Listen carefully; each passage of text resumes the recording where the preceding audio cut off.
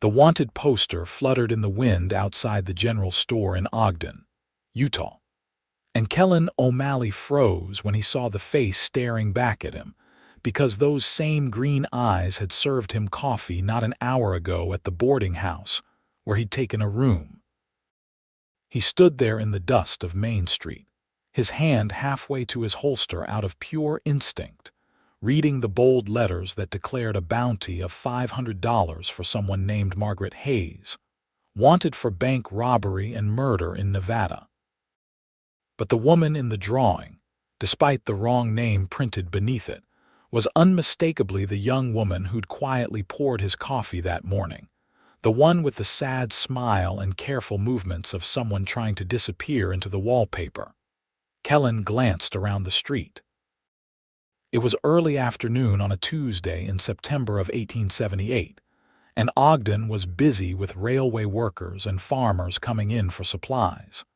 No one else seemed to have noticed the poster yet, freshly tacked up and still crisp. He reached up, pulled it down with one smooth motion, folded it twice, and walked with measured steps toward the livery stable where he'd left his horse. Inside the dim coolness of the stable, he struck a match and held it to the corner of the paper. The flame caught and traveled quickly across the cheap ink and thinner paper.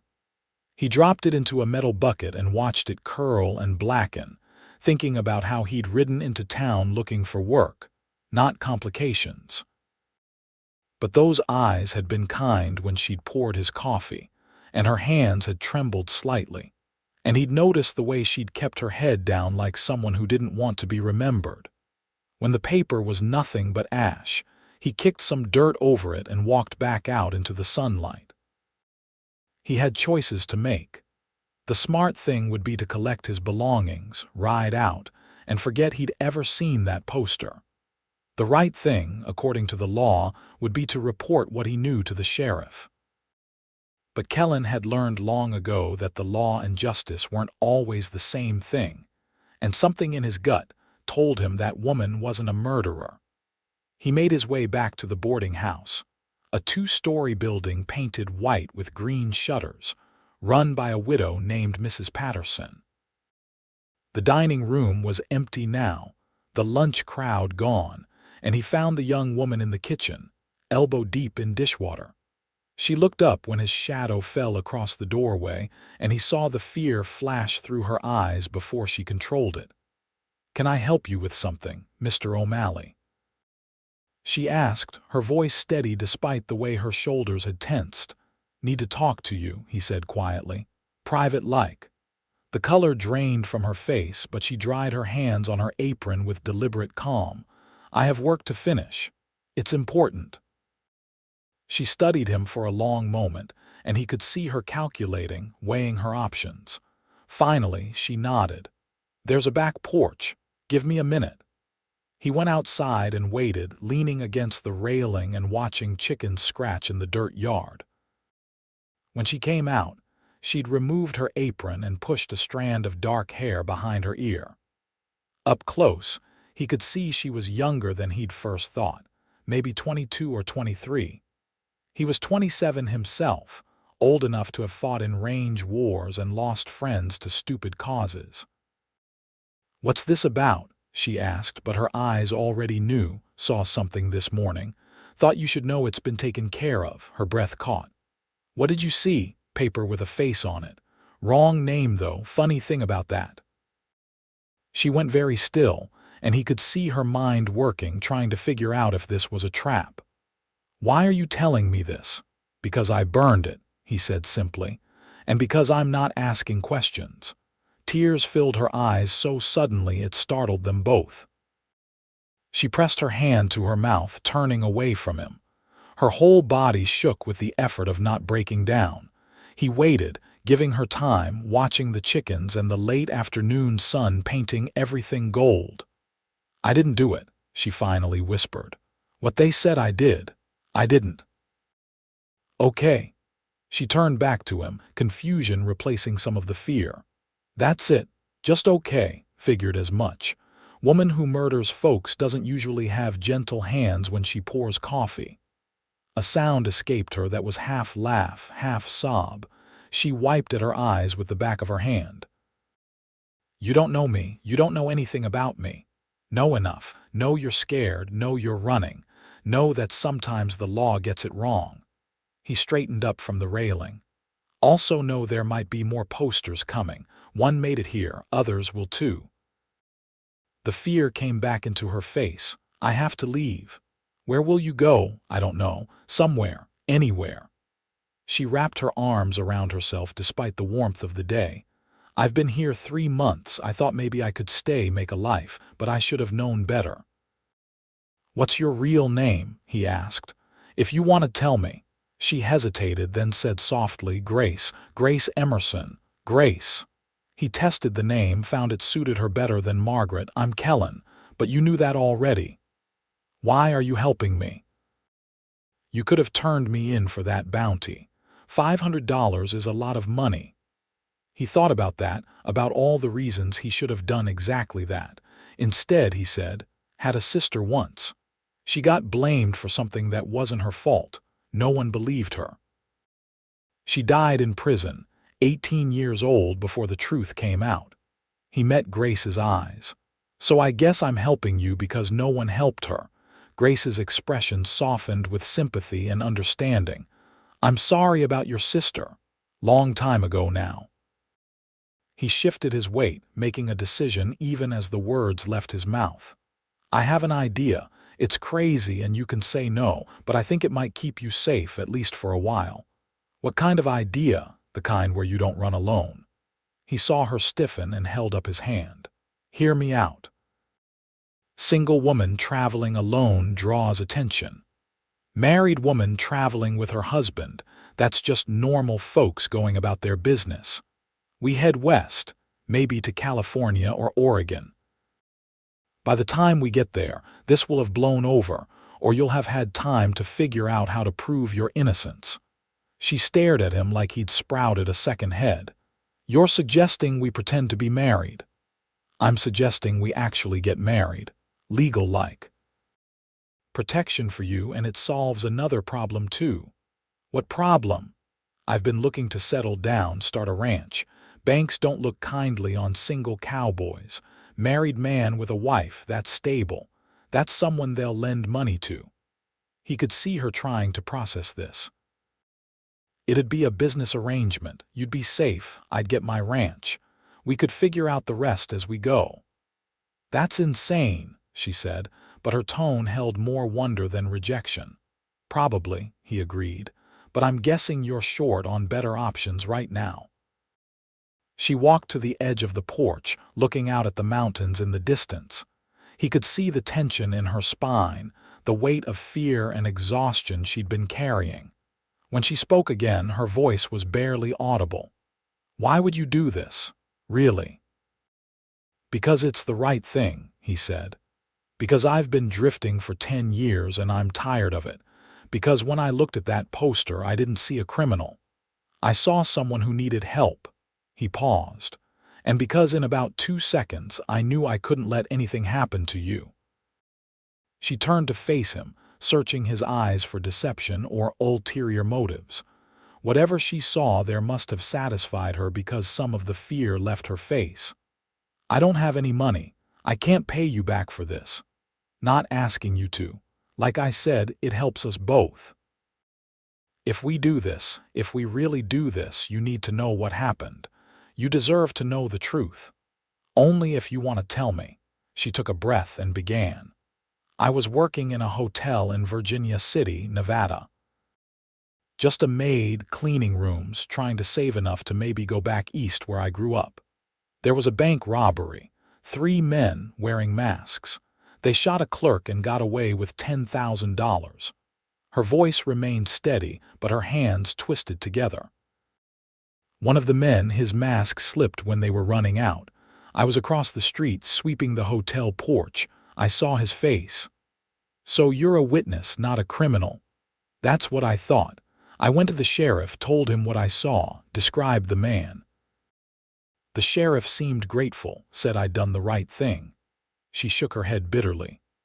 2 days later, I found out the man I'd identified was the mayor's nephew. Suddenly, I wasn't a witness anymore. I was a suspect.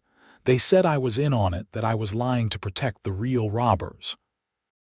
They had a witness who claimed they saw me talking to the robbers before the crime. It was a lie, all of it, but no one cared. Let me guess. The mayor's nephew walked free. There was no trial, no charges, nothing. But for me, they printed up wanted posters. I heard the deputy talking about how easy it would be, how no one would miss a maid with no family. Her voice cracked. I ran that night, took only what I could carry. I've been running for 4 months now. Kellan felt anger burn through him, clean and hot. He'd seen corruption before, seen men twist the law to suit their purposes, but it never stopped making him furious. You've got family back east. Parents died when I was 16. Cholera. I've been on my own since. She wiped at her eyes again. I'm sorry. I'm not usually this weepy. It's just been hard being alone, always looking over my shoulder. You're not alone anymore, he said firmly. If you'll have me, crazy plan and all. She looked at him for a long moment. This stranger who'd burned a wanted poster and offered her salvation in the form of a marriage proposal from a man she'd known for less than a day. Common sense said she should refuse, should run, should not trust anyone.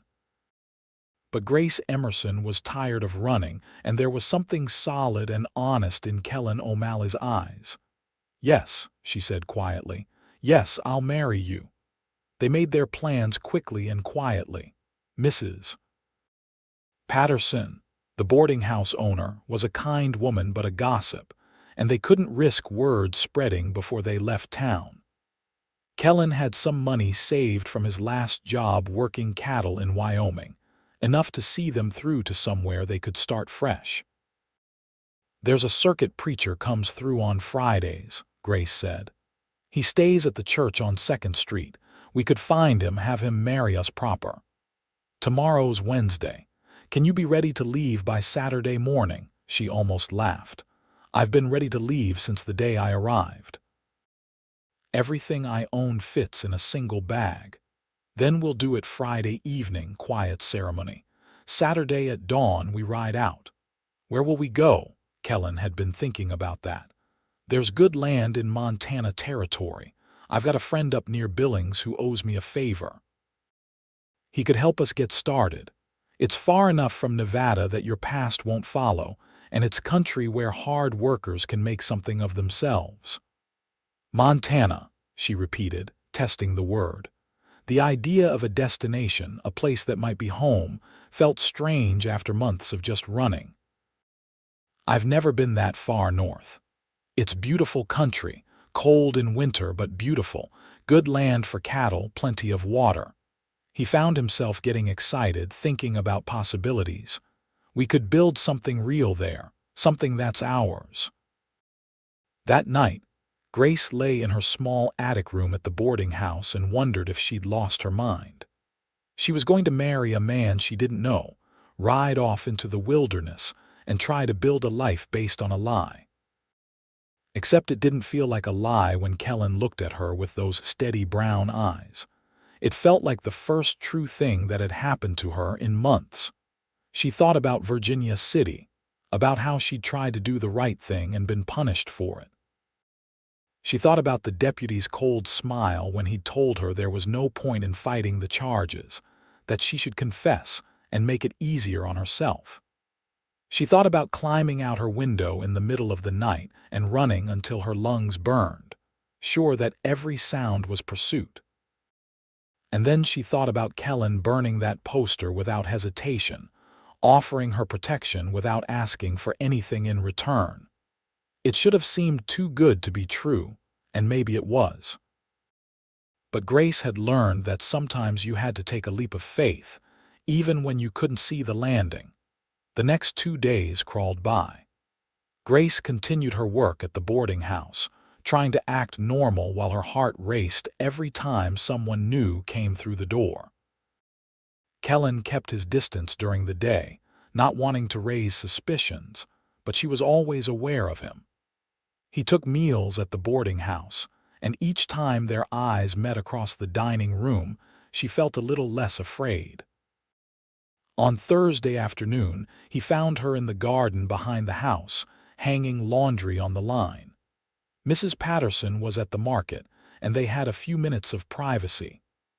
"Talk to the preacher," he said, standing close enough that they wouldn't be overheard by any passing neighbors. "He'll meet us at the church tomorrow at 7 in the evening. We'll need witnesses." "Who can we trust?" Thought about that. "There's a couple at the livery stable, the Martins. Good people. They won't ask questions, and they're not the gossiping type." Grace pinned up another sheet, her hands steady despite her nerves. This is really happening. Having second thoughts, she turned to look at him fully. He was handsome in a rough way, with sun-weathered skin and a strong jaw. His dark hair needed cutting, and there was a scar above his left eyebrow that she'd been curious about but hadn't asked. He was tall and lean, built like someone who'd spent his life working hard. But it was his hands she kept noticing, work roughened and strong but gentle when he'd helped her carry water buckets the day before. "No second thoughts," she said. "Just first-time nerves, I suppose. I never imagined getting married like this." "How did you imagine it?" The question surprised her. "I don't know, I guess I always thought there'd be more time, courting and getting to know each other. A dress, maybe, family there." She shook her head. "Silly dreams, not silly." He reached out and took one of her hands the first time he'd really touched her.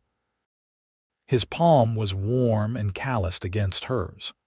"I'll make you a promise, Grace. This might be starting as an arrangement, a way to keep you safe, but I'll be a good husband to you. I'll work hard, I'll protect you, and I'll treat you with respect. And maybe, if we're lucky, we'll find that this crazy idea turns into something real." Her throat tightened with emotion. "That's more than I had yesterday. You deserve more.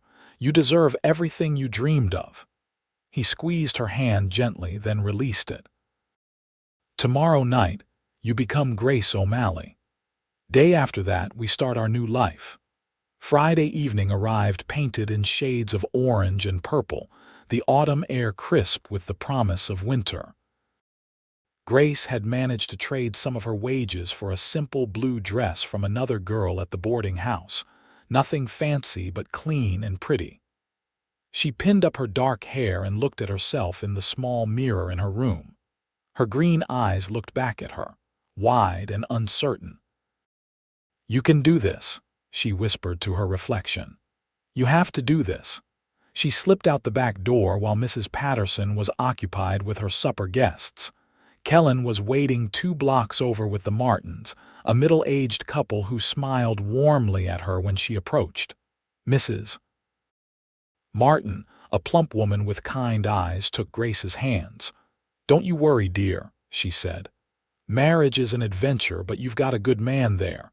We've known Kellan since he came to town, and he's honest as they come." Her husband nodded agreement. "Any man who's gentle with horses will be gentle with his wife. That's what I always say." The church was small and simple, wooden pews and plain glass windows. The circuit preacher, Reverend Thomas, was a thin man with white hair and a solemn manner. He asked for their names and birth dates, recording everything in a worn ledger. If he thought it odd that they were marrying in such haste with no family present, he didn't say so. Frontier preachers learned not to ask too many questions. "Do you, Kellan James O'Malley, take this woman to be your lawfully wedded wife, to have and to hold from this day forward, for better or for worse, for richer or for poorer, in sickness and in health, until death do you part?" Kellan's voice was steady and sure. "I do." "And do you, Grace Ann Emerson, take this man to be your lawfully wedded husband, to have and to hold from this day forward, for better or for worse, for richer or for poorer, in sickness and in health, until death do you part?" Grace looked at Kellan, at this man who was about to become her husband. His eyes were warm and encouraging, and she felt something settle in her chest, something like hope. "I do. By the power vested in me by the territory of Utah and Almighty God, I now pronounce you husband and wife. You may kiss your bride." Kellan stepped closer, giving her a moment to object or pull away. When she didn't, he leaned down and kissed her gently, briefly, a promise more than a passion. It was Grace's first kiss, and her heart hammered so loud she was sure everyone could hear it. The Martins clapped and Mrs. Martin wiped at her eyes. Beautiful, just beautiful. They signed the marriage certificate, and Reverend Thomas handed Kellan a copy. "May God bless your union and grant you many happy years together." Outside the church, the Martins hugged them both and wished them well. "You're leaving tomorrow?" Mr. Martin asked. "Early," Kellan confirmed. "Got a long journey ahead. Be safe out there, and come back to visit if you can." They walked back through the darkening streets of Ogden, and the reality of what they'd done began to sink in. They were married. Legally, truly married. Grace was now Mrs. O'Malley, and the man walking beside her was her husband. "I got us a room at a different boarding house for tonight," Kellan said as they walked. "The one on 5th Street. Thought it'd be better if we weren't at Mrs. Patterson's, given we're leaving tomorrow. I already moved our things over this afternoon." "You think of everything," Grace said. "Try to." He glanced at her. "Room has 2 beds. Just so you know, this might be a real marriage in the eyes of the law, but I meant what I said about respect. We'll take this at whatever pace feels right." Relief and something else, something she couldn't quite name, flooded through her. "Thank you." The boarding house on 5th Street was quieter than Mrs. Patterson's, catering more to railway workers passing through. The proprietor, a tired-looking man with spectacles, barely glanced at them as Kellan paid for the night. Their room was on the 2nd floor, small but clean, with 2 narrow beds separated by a nightstand. It should have been awkward, this wedding night that wasn't really a wedding night, but somehow it wasn't. They talked instead, sitting on their separate beds in the lamplight, sharing the stories of their lives. Grace told him about growing up in Boston, about her parents who dreamed of better opportunities in the West and died before they could achieve them. She told him about being 16 and alone, learning to work hard and keep her head down. Kellan told her about growing up on a ranch in Texas, the youngest of 4 boys. He told her about his sister, Emma, who'd been caught in the wrong place at the wrong time and paid with her life. He told her about fighting in range wars that weren't his fight, about drifting from job to job, always looking for something he couldn't quite name. "Maybe that's what I was looking for," he said finally, the lamp burning low between them. "Someone to build something with. A reason to stop drifting." "I hope I can be that reason," Grace said softly. "You already are." They left Ogden at dawn, just as Kellan had planned. He had 2 good horses, his chestnut gelding named Ranger and a steady mare named Daisy that he'd bought for Grace. Their supplies were packed efficiently, enough food and water for the journey north. Grace wore a practical riding outfit she'd managed to alter from her meager wardrobe, and her few possessions fit in one saddlebag. As they rode out of town, Grace looked back once at the mountains surrounding Ogden, at the life she was leaving behind. Then she turned forward, toward whatever lay ahead, and found Kellan watching her. "Ready?" he asked. "Ready." They traveled north through Utah territory, following well-worn trails but avoiding the larger towns where wanted posters might have spread. The landscape changed gradually, mountains giving way to high desert, then to rolling plains. Kellan proved to be a good traveling companion, patient with Grace's still developing riding skills and knowledgeable about the land. At night, they made camp under the stars. Kellan was scrupulous about propriety, laying out their bedrolls on opposite sides of the fire. But as the days passed and they talked through the long hours of riding and the quiet evenings by firelight, Grace felt the space between them becoming less about propriety and more about timing. She learned that he had a dry sense of humor that caught her off guard and made her laugh. She learned that he was observant, noticing when she was tired before she said anything, adjusting their pace without being asked. She learned that he sang quietly to the horses when they were nervous, and that he could identify birds by their calls. He learned that she was stronger than she looked, that she never complained even when she was clearly exhausted. He learned that she was smart, asking questions about the land and animals and remembering everything he told her. He learned that she had a way with the horses, especially Daisy, who responded to her gentle voice and soft touches. 2 weeks into their journey, they stopped for a few days at a small trading post in southern Montana Territory. The proprietor, a grizzled old man named Jack, was an acquaintance of Kellan's from years past. "Heard you finally got yourself hitched," Jack said, grinning at them both. "About time, O'Malley. Man your age should have a wife and some land." "Working on the land part," Kellan replied, sharing a smile with Grace. They stayed in a real bed that night, in the loft above the trading post, and it felt like luxury after weeks of sleeping on the ground. The loft was open, not really a separate room, just a space with a large mattress stuffed with fresh straw. They lay there in the darkness, listening to the wind outside. "Kellan," Grace's voice was quiet in the dark. "Yeah, thank you for all of this, for giving me a chance at a new life." He turned his head to look at her, though he could barely see her face in the darkness.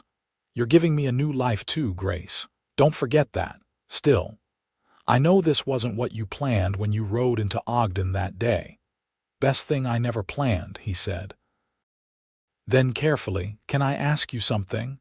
"Of course." "What do you want?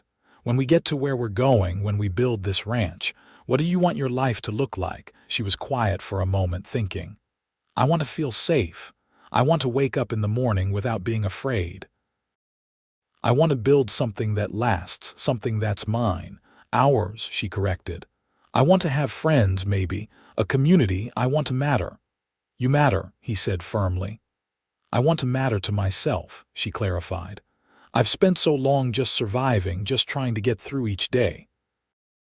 I want to live, not just survive. We'll make that happen, I promise you." She believed him. That was the surprising part. She'd learned not to trust easily, not to believe in promises. But when Kellan O'Malley made a promise, she believed him. They reached the area near Billings in mid-October, the air crisp and cold with the approaching winter. Kellan's friend, a rancher named Tom Cooper, welcomed them warmly to his established spread. "Kellan O'Malley, as I live and breathe," Tom said, shaking Kellan's hand vigorously. He was a big man with a red beard and a booming laugh. "And you brought a wife." Well, miracles never cease. His own wife, Sarah, was equally welcoming, taking Grace under her wing immediately. "You must be exhausted from the journey. Come inside, I'll make tea." Over the next few days, Tom helped Kellan scout land. There was a parcel about 10 miles west of Tom's ranch, near a creek with good water and grazing land. It had a small cabin on it, built by a prospector who'd given up and gone back east. The cabin needed work, but it was structurally sound. "It's 160 acres, Tom explained as they rode over the property. "Owners willing to sell for a fair price, seeing as how the cabin's half falling down. But the land's good, Kellan. Real good." Grace rode with them, and Kellan watched her face as she took in the rolling grassland, the mountains in the distance, the creek running clear and cold.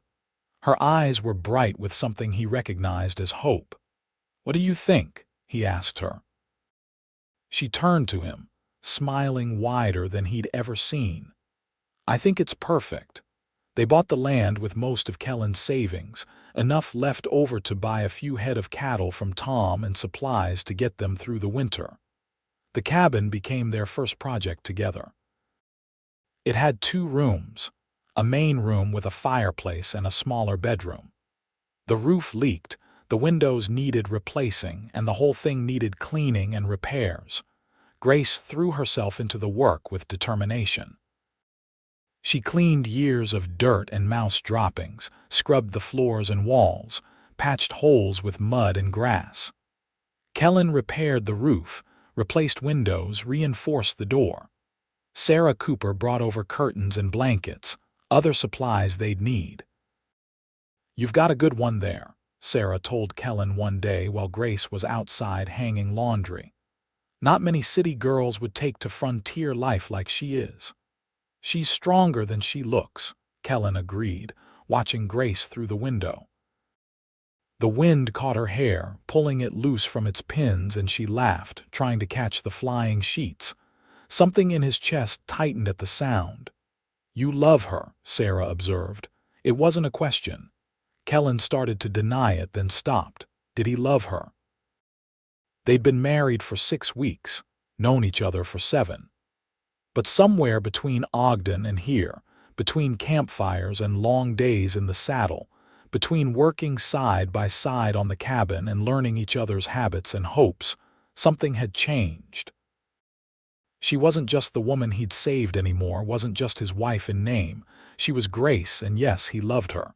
"Yeah," he said quietly, "I do." "Does she know?" "Probably not. Didn't really know myself until just now." Sarah patted his shoulder. "Better tell her then. Life's too short and too hard out here to waste time not saying what matters." But Kellan didn't tell her, not yet. He was afraid of pushing too hard, of asking for more than she was ready to give. They'd started this marriage as a business arrangement, a way to keep her safe. Just because his feelings had changed didn't mean hers had. The first snow came in early November, light flurries that dusted the mountains white. They'd been in the cabin for 3 weeks, and it was starting to feel like home. Grace had made curtains from fabric Sarah had given her, and she'd insisted on planting bulbs in front of the cabin, flowers that would bloom in the spring.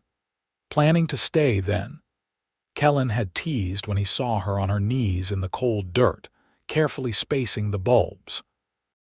"Planning to stay," she'd confirmed, looking up at him with dirt on her nose and happiness in her eyes.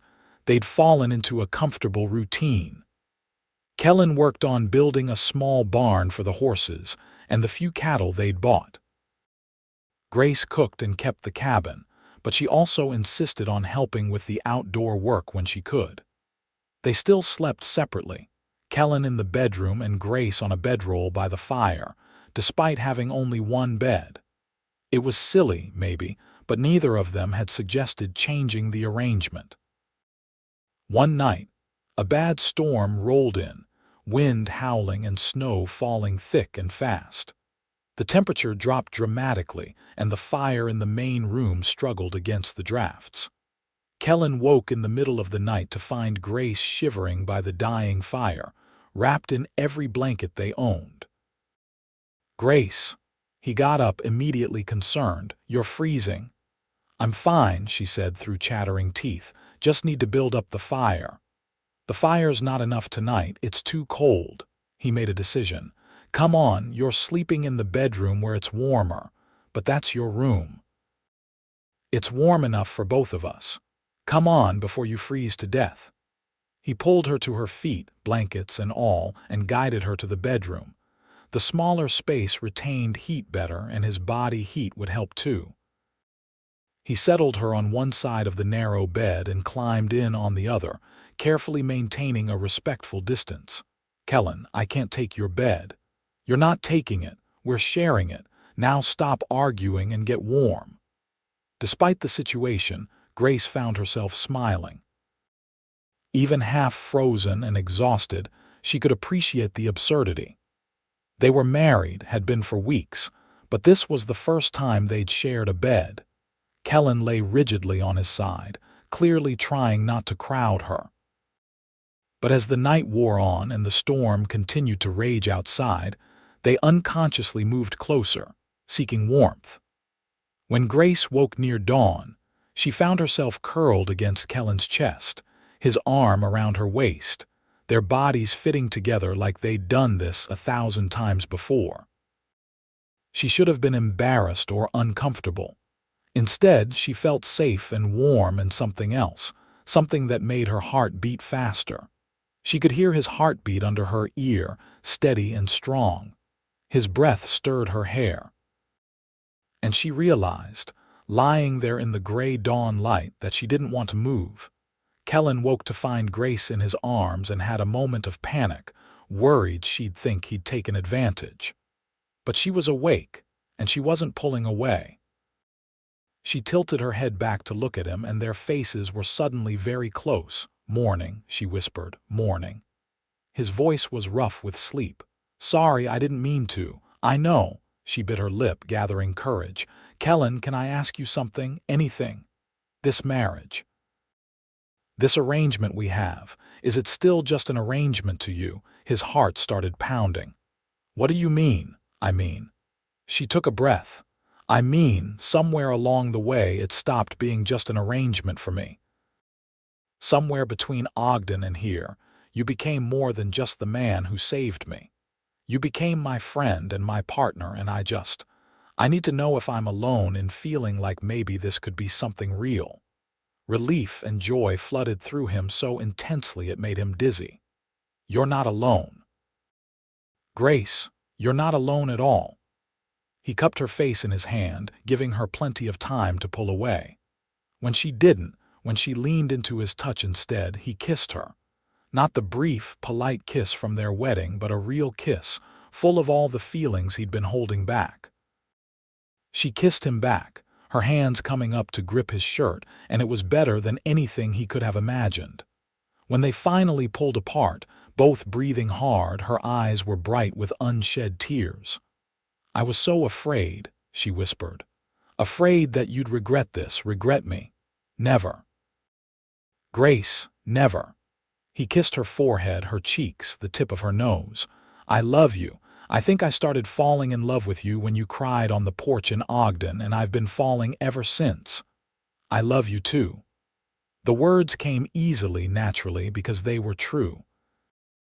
"I didn't think I'd ever feel this way about anyone, and certainly not someone I met the way we met. But I do. I love you, Kellan O'Malley." They lay there for a long time, holding each other, talking in whispers about their feelings and their fears and their hopes for the future. The storm outside had passed, leaving the world white and clean and new. And inside the cabin, in their bed, Grace and Kellan began their marriage again, this time not as an arrangement but as a true partnership built on love. The winter was hard, as Montana winters always are. The temperature dropped below zero, and the snow piled high. But inside their cabin, Grace and Kellan were warm and happy. They worked together to care for the animals, to keep the cabin maintained, to prepare for spring. And at night, they lay in each other's arms, talking and laughing and planning their future. Grace's fear of being found faded as the months passed. The wanted poster felt like something from another life, another person. Here, she was simply Grace O'Malley, wife of Kellan O'Malley, building a ranch in Montana territory. The neighbors who came to visit saw a hard-working young couple, nothing more. There were no suspicious questions, no second glances. She was safe. Christmas came, and they celebrated quietly with Tom and Sarah Cooper. Grace had knitted Kellan a warm scarf, working on it secretly for weeks. He'd carved her a beautiful jewelry box from pine, inlaid with darker wood in a pattern of flowers. When she opened it, tears filled her eyes at the thoughtfulness of it. "For all your treasures," he said, kissing her cheek. "You're my treasure," she replied, and meant it with all her heart. Spring arrived slowly, the snow melting to reveal the brown grass beneath. The creek swelled with runoff, and the world began to turn green. Grace's bulbs bloomed, bright spots of color in front of the cabin, and she stood looking at them with satisfaction. "Told you they'd bloom," she said to Kellan as they admired the flowers together. "Never doubted you for a second," he lied, and she laughed and elbowed him. By summer, they had increased their herd and were making plans to expand further. They'd proved their claim, worked the land, and were beginning to see the fruits of their labor. The ranch wasn't big, not yet, but it was theirs and it was growing. In late June, Grace realized she'd been feeling unwell for several mornings. It took her a few days to understand why, and when the truth dawned on her, she sat down hard on the kitchen chair, one hand pressed to her stomach. A baby. She was going to have a baby. She didn't tell Kellan right away. She wanted to be sure, and she wanted to find the right moment. But he knew her too well by now to miss the changes. She saw him watching her with concern when she couldn't finish her breakfast, saw him frown when she excused herself suddenly to go outside. Finally, one evening as they sat on the porch watching the sunset, he took her hand and asked gently, "Are you going to tell me, or do I have to guess?" She turned to him, surprised. "Tell you what? Whatever's been making you feel sick in the mornings. Whatever's put that look on your face like you're scared and happy at the same time." She should have known she couldn't hide it from him. "I'm pregnant," she said softly. "We're going to have a baby." His face went through several expressions in rapid succession: shock, wonder, and then pure joy. "A baby, Grace, really, really? I think maybe 3 months along. I didn't realize at first because everything's been so different here, so much change. But yes, there's going to be a baby, probably in December or early January." He pulled her into his arms, holding her tight. "A baby," he kept repeating like he couldn't quite believe it.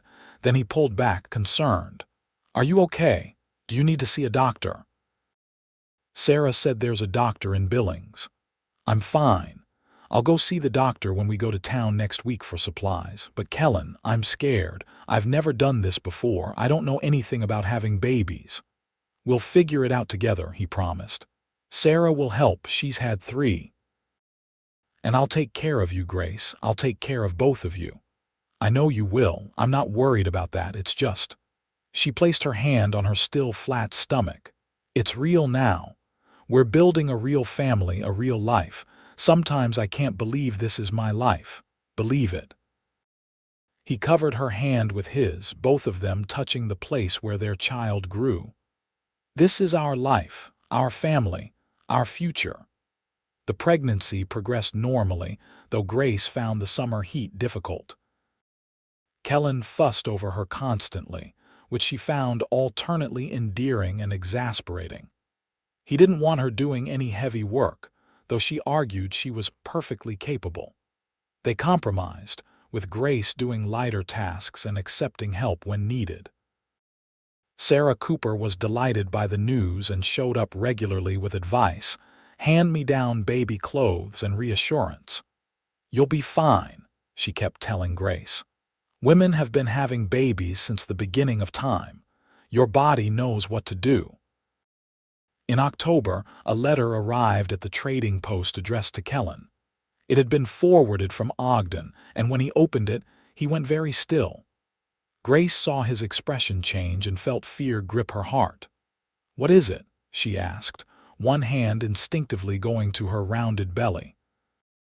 "It's from a lawyer in Virginia City, Nevada." He looked up at her, his eyes bright. "Grace," they caught him. "The mayor's nephew. He tried to rob another bank, shot another clerk, but this time there were multiple witnesses and one of them was a judge's daughter. They arrested him and he confessed to everything, including the first robbery." Grace sat down slowly. "What does that mean?" "It means you're cleared. Completely cleared. The lawyer tracked down everyone who had wanted posters made and they're all being destroyed.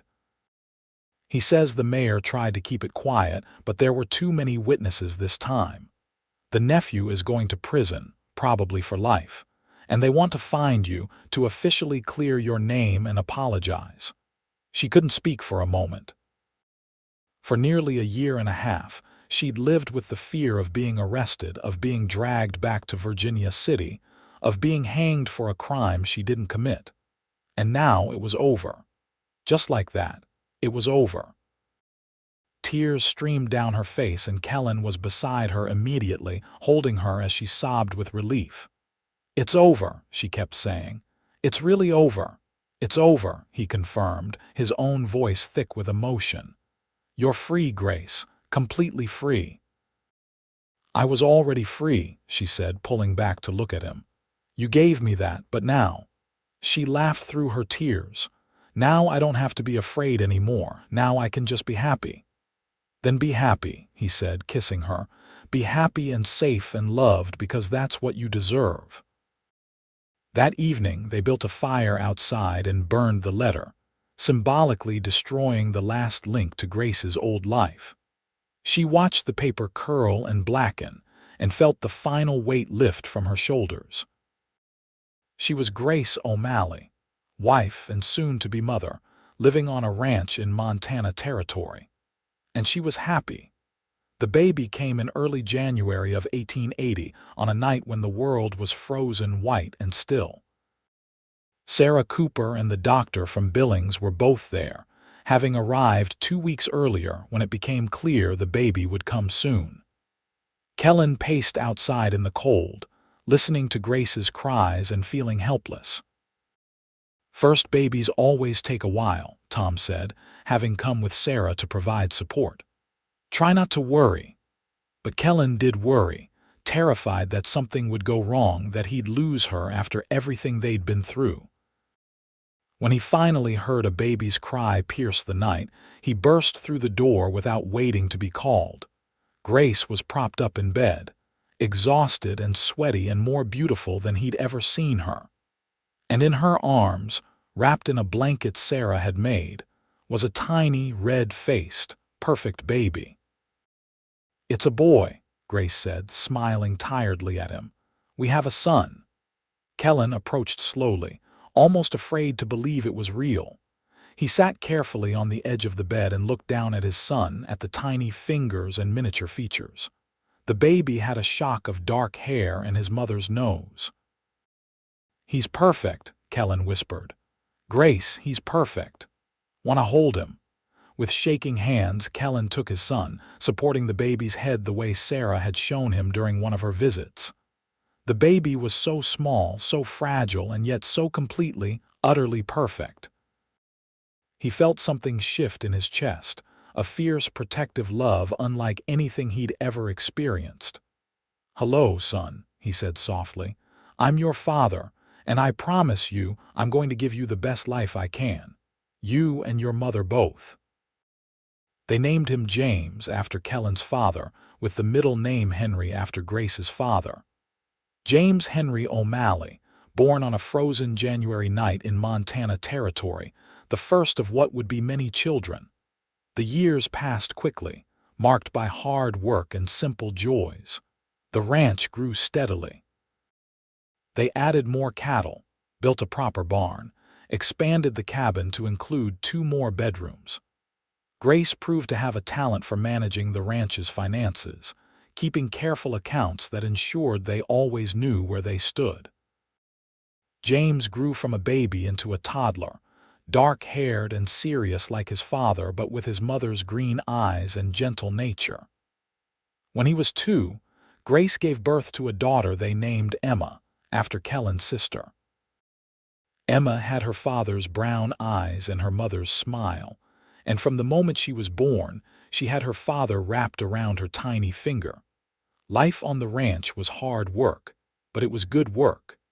They had friends in Tom and Sarah, neighbors who helped when needed and celebrated milestones together.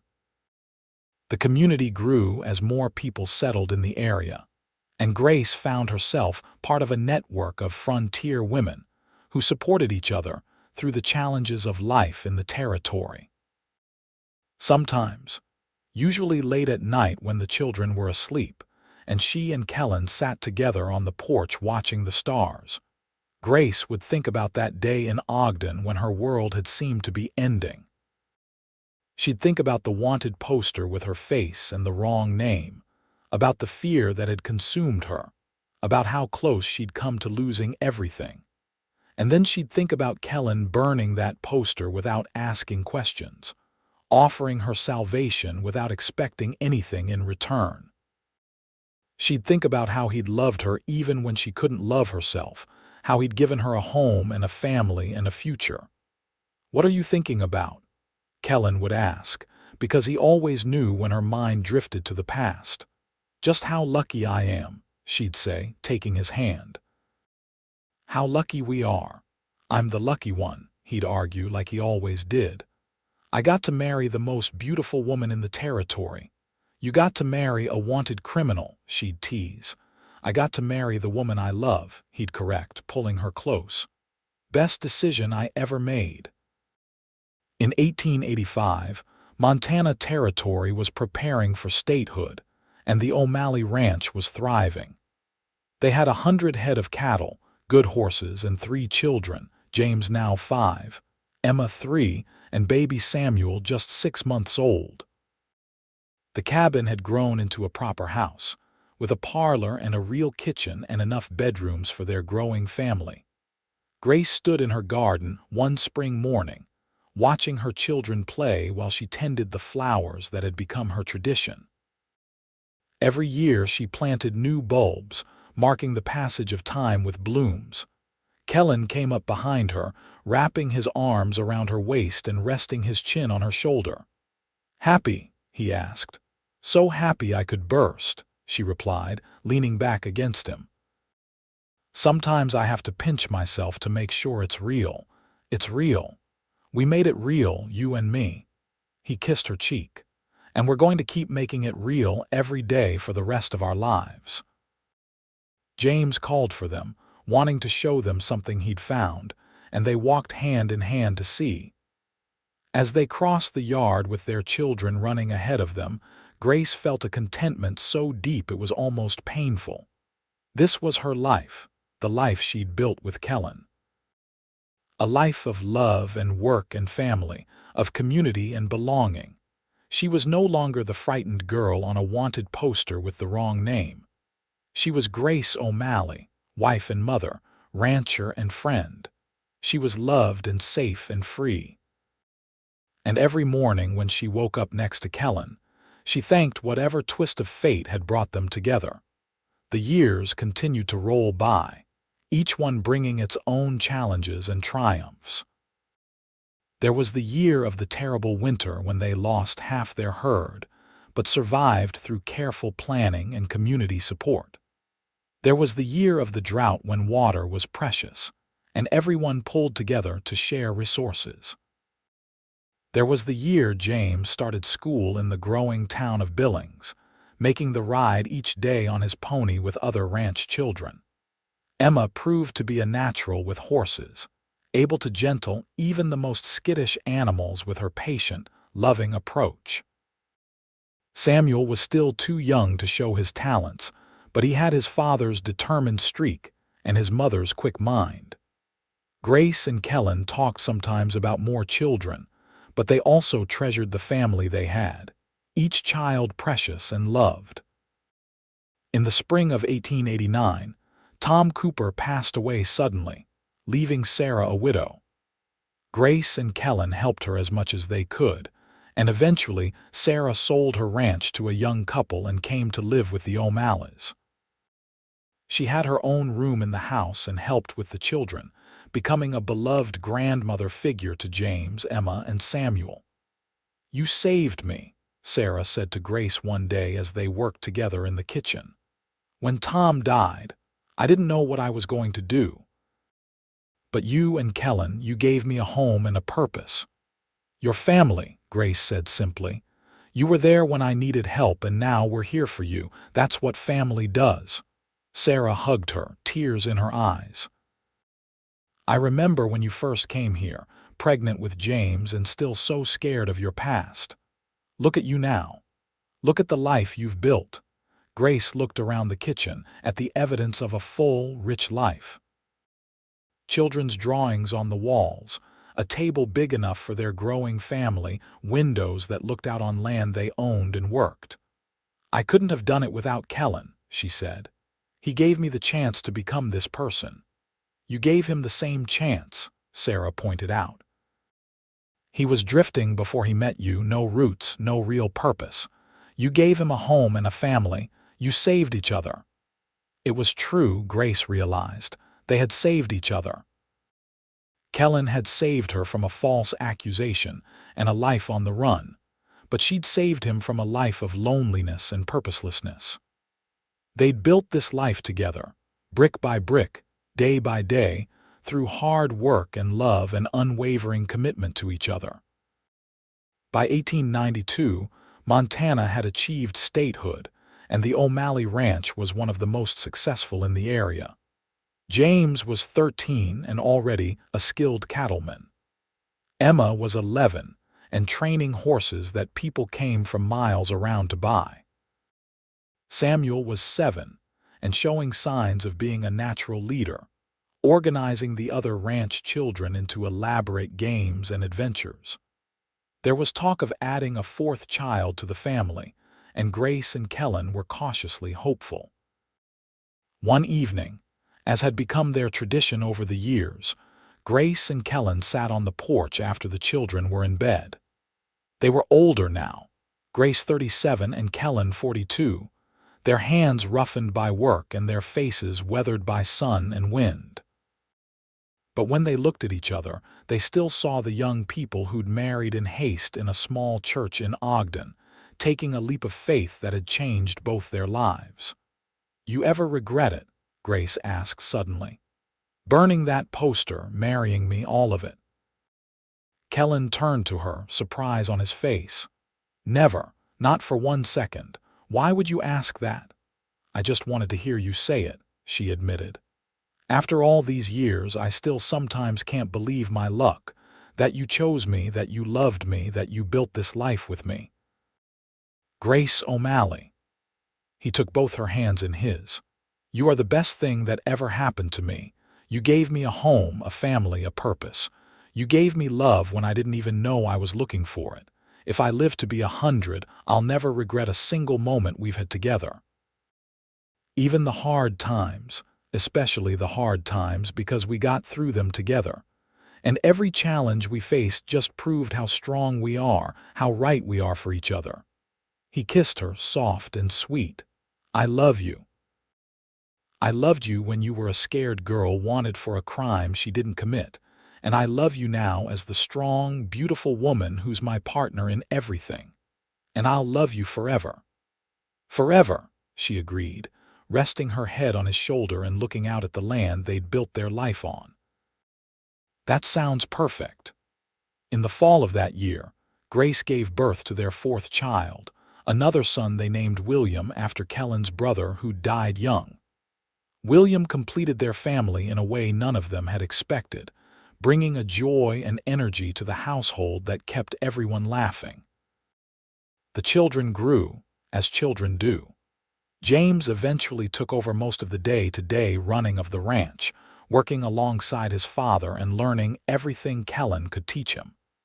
Emma married a neighboring rancher's son, a good young man named Peter who loved horses as much as she did. They built their own small ranch nearby, and Grace delighted in watching her daughter bloom into a capable, confident woman. Samuel decided he wanted to study law, inspired by stories Grace had told him about injustice and how important it was to fight for truth. With his parents' support and encouragement, he went to school in Helena, the state capital, and eventually became a respected attorney who specialized in helping people who'd been falsely accused. Grace cried the day he told her that her story had inspired his career path, proud beyond measure of the man her son had become. William, the baby of the family, turned out to have a gift for numbers and business. As he grew older, he helped expand the ranch into one of the largest operations in the state, always careful to maintain the values his parents had instilled in him about hard work, honesty, and treating people fairly. Grace and Kellan grew old together on the ranch they'd built. Their hair turned gray, their hands grew more gnarled with arthritis, but their love never diminished. They watched their children grow and have children of their own, filling the ranch house with grandchildren who brought new life and laughter to their days. On their 40th wedding anniversary in 1918, the whole family gathered at the ranch for a celebration. There were dozens of people there, children and grandchildren, friends and neighbors, all come to honor the couple who'd built such a remarkable life together. James stood up to make a toast. His own children gathered around him. "To my parents," he said, raising his glass, "who taught us that love means standing by someone no matter what, that family means loyalty and support, that a life well lived is measured not in money or status, but in the people you love and the legacy you leave behind." Grace looked around at all the faces, at the family and community she and Kellan had built, and felt her heart overflow with gratitude. This was what mattered. Not the fear and running of her youth, not the wanted poster with the wrong name, but this moment, surrounded by love. Kellan squeezed her hand, and she turned to him. His eyes were bright with unshed tears, his face creased with age but still handsome to her. "Best 40 years of my life," he said quietly, just for her. "Mine too," she replied. "And I can't wait for the next 40. They both knew that wasn't realistic at their age, but the sentiment was real.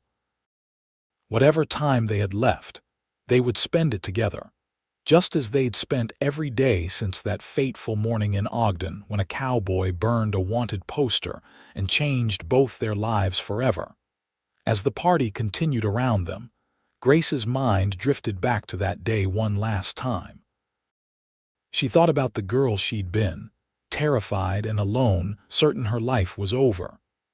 She thought about Kellan's act of faith, burning the poster without asking questions, offering her a chance at a new life. And she thought about everything that had come after. The journey north, falling in love during long days of travel, building the cabin, creating a home from nothing. The births of their children, each one a miracle. The hard years and the good years, the losses and the triumphs. All of it had led to this moment, this celebration of a life built on love and trust and unwavering commitment. "Thank you," she whispered to Kellan, who was watching her with the understanding that came from 40 years of marriage. "For what?" "For seeing me. Not the wanted poster, not the scared girl running from false accusations, but me, the real me, and for loving that person enough to build a life with her." "Always," he promised, kissing her forehead. "From that first moment until my last breath, it's always been you, Grace. Only you." They sat together as the sun set over their ranch, over the land they'd worked and loved and passed on to their children. The party continued around them, full of life and laughter and love. And Grace O'Malley, who'd once been so afraid that her life was over, looked at everything she and Kellan had built and knew that she was the luckiest woman alive.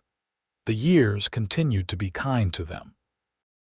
They lived to see most of their grandchildren grown, to attend weddings and celebrations, to be respected elders in a community they'd helped build.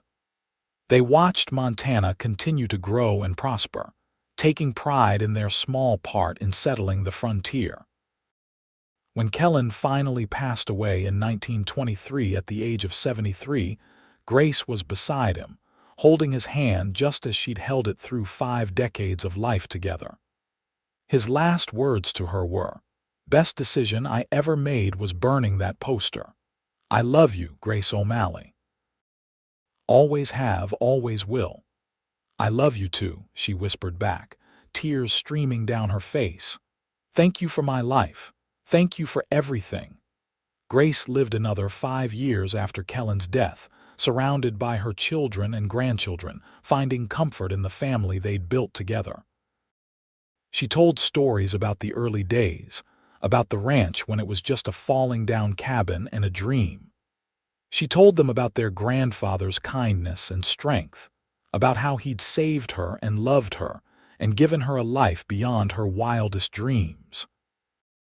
When she passed away peacefully in her sleep in 1928, she was buried next to Kellan on a hill overlooking their ranch. The headstone read, "Grace O'Malley, beloved wife, mother, and grandmother. She lived without fear and loved without limits." The ranch continued for generations, passed down through the family, a testament to what Grace and Kellan had built. Their story became family legend, told and retold to each new generation. The story of how their great-great-grandfather had burned a wanted poster and married a woman he barely knew, and how that act of faith and compassion had created a legacy of love that lasted long after they were gone. And sometimes, on quiet evenings, family members would sit on the porch of the ranch house, looking out over the same land Grace and Kellan had claimed so many years before. They'd think about that young cowboy and that frightened girl, about the choice he made not to ask questions but to offer help, about the love that had grown from such an unlikely beginning. It was a love story that had started with a wanted poster bearing her face but the wrong name, with a cowboy who burned it and never asked questions. And it had ended with a life so full of love and purpose that it touched generations. It was proof that sometimes the bravest thing you can do is take a chance on someone, to offer help without expecting anything in return, and to believe that love can grow in even the most unlikely circumstances. Grace and Kellan O'Malley had lived that truth every day of their lives together. And their legacy lived on in the ranch, in their descendants, and in the story that reminded everyone who heard it that one act of kindness, one moment of compassion, one choice to help rather than hurt, can change everything. It can save a life, create a family, and build a love that lasts forever.